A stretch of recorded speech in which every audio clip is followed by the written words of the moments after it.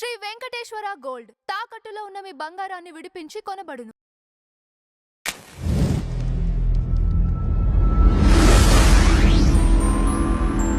Sir నమస్తే sir. నమస్తే sir, triple R గారు సుప్రీంకోర్టులో గెలిచారు.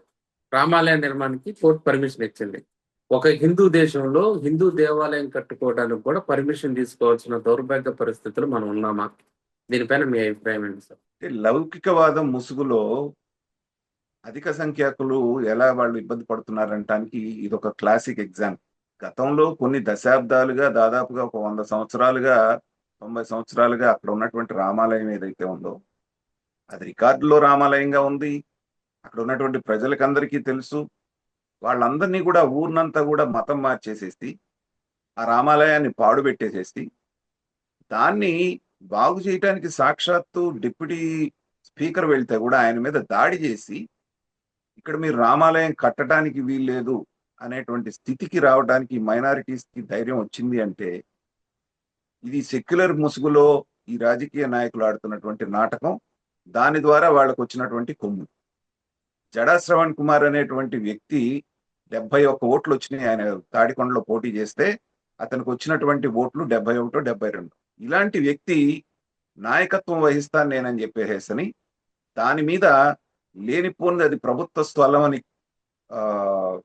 క్రియేట్ చేసి ప్రభుత్వ స్థలం కాదు అని చెప్పేసి వాళ్ళు నిరూపించిన తర్వాత అధికారుల ఆగమేయాల మీద అక్రమంగా వీళ్ళు పర్మిషన్స్ ఇచ్చారని చెప్పేసి కోర్టులో వేయటం. కోర్టులో వేసిన తర్వాత కింద కోర్టులో కొట్టేశారు వీళ్ళు.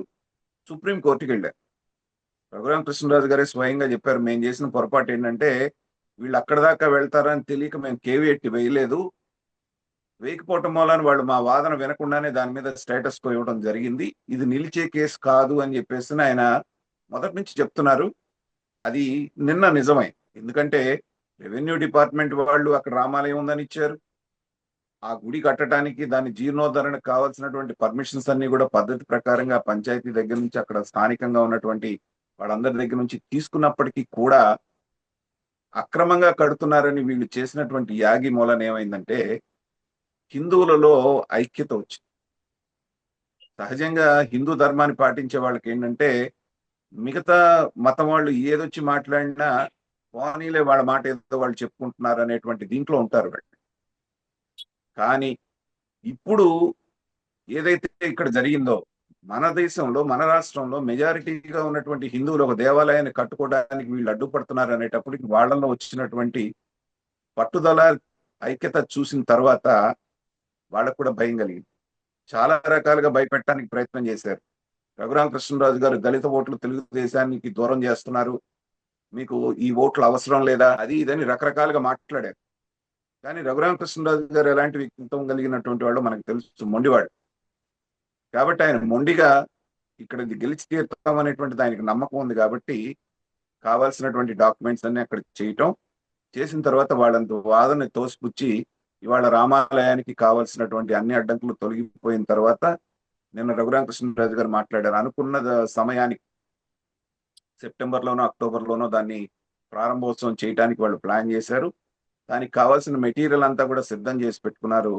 అది ఖచ్చితంగా అక్కడ ఆకివీడులో రామాలయం అనేటువంటి కళ అక్కడ ఉన్నటువంటి వాళ్ళందరికీ సాకారం అవుతుంది.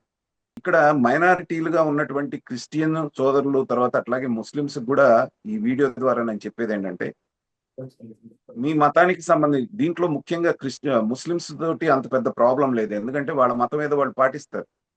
కానీ ఇలా మత మార్పిడి చేయాలి లేకపోతే మాదే అనేటువంటి ఒక దాష్టికం అనేటువంటిది వాళ్ళకి ఏదైనా నెప్పిగలిగితేనే చేస్తారు. కానీ క్రిస్టియానిటీ ముసుగులో వీళ్ళు చేస్తుంది ఏంటంటే మతం మార్చడమే కాకుండా ఈ రకమైనటువంటి దౌర్జన్యం చేయడానికి రావటం అనేటువంటిది ఫస్ట్ టైం. ఇక్కడ మీ మతాన్ని మీరు చెప్పుకోండి, ప్రచారం చేసుకోండి, స్వచ్ఛందంగా మీ మతాన్ని స్వీకరించే వాళ్ళని తీసుకోండి.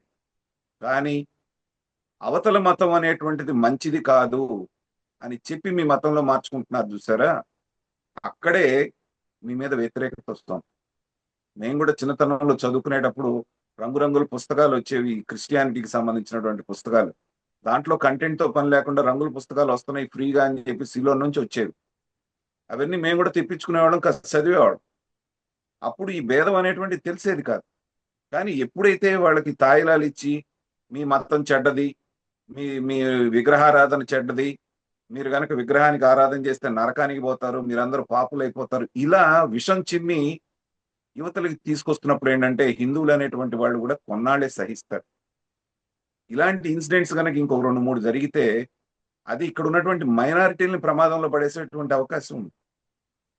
కాబట్టి ఆ మైనారిటీల్లో ఉన్నటువంటి ముఖ్యంగా క్రిస్టియన్స్ లో ఉన్నటువంటి మేధావి వర్గానికి నేను అప్పీల్ చేస్తుంది ఏంటంటే, మీరు బయటికి రండి, వచ్చి ఇలాంటి వాటిని ఖండించండి. వాళ్ళదేదో రామాలయం ఉంది, ఒక రామాలయం పెట్టుకుంటే మీరు గట్టు మీద, పుట్ట మీద, చెట్టు మీద ఎక్కడ పెడితే అక్కడ చర్చిలు కట్టుకుంటున్నారు. ఎవరైనా వద్దన్నారా మిమ్మల్ని? అలాంటిది రామాలయంగా దశాబ్దాలుగా ఉన్న రామాలయాన్ని పునరుద్ధరణ చేసుకుంటే మీకు వచ్చిన నొప్పేంటి? కాబట్టి క్రిస్టియానిటీలో ఉన్నటువంటి ప్రముఖులు బయటికి వచ్చి గనక వాళ్ళు చేస్తున్న దాన్ని ఖండించకపోతే క్రిస్టియానిటీ పేరు మీద రేపొద్దున అది మీకే ముప్పు తీసుకొస్తుంది. హిందుత్వానికి ఎలాంటి ముప్పు లేదు, హిందూ సమాజానికి కూడా ఎలాంటి ముప్పు లేదు. కానీ మీరు ఇలాగే గనక వాళ్ళని ప్రోత్సహిస్తూ మీరు వెనకాల నుండి నడిపిస్తే మాత్రం మీ అస్తిత్వానికే ప్రమాదం వచ్చేటువంటి పరిస్థితి ఉంది. కాబట్టి హిందూ అనేటువంటి ప్రతివాడు కూడా వాళ్ళు స్వాగతిస్తున్నారు. త్వరలోనే ఆ గుడి అనేటువంటిది పూర్తయి అంగరంగ వైభవంగా ప్రారంభోత్సవం చేసుకుంటుందని, ఆ రోజు కోసం అందరూ ప్రతి హిందూ అనేటువంటి ప్రతివాడు కూడా ఎదురు చూస్తున్నారు.